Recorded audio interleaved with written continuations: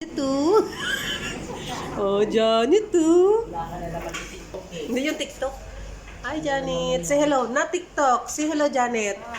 This is not TikTok. Tingnan mo, noong naglilihi yung anak mo, gustong-gusto mo yung ngipin ko. Ngayon, yung apo ko mo, nagmana sa akin ang ngipin. Tingnan ko nga lang ngayon. Sige lang. Say hello to Philippines, Janet. Hi, Philippines. Kumusta kayo dyan? Kumusta kayo dyan? Ako mabuti, titi. Nakataas ang paa. Tingnan mo yung apo ko mo, Alam niyo, nagmana sa guys, akin ng ngipin. Ganito lang kami rito.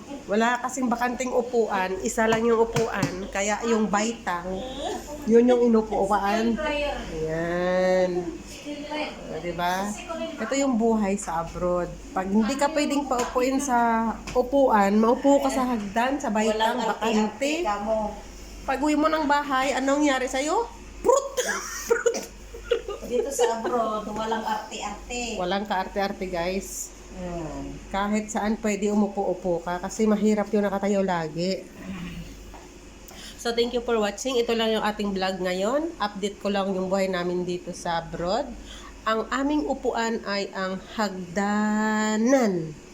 Yan. Mga kalahing Indonesia at kalahing Pilipina ang nag-uulat sa inyong lahat. Ito po, si My Love sa Kuwait. Bye! Ako po ang totoong Marites sa Kuwait. Bye! Ako ang number 1, Marites da Anton. Hayop ka, binulgar yung pangalan ko, guys. Sige na, guys. Bye-bye na. Thank you for watching.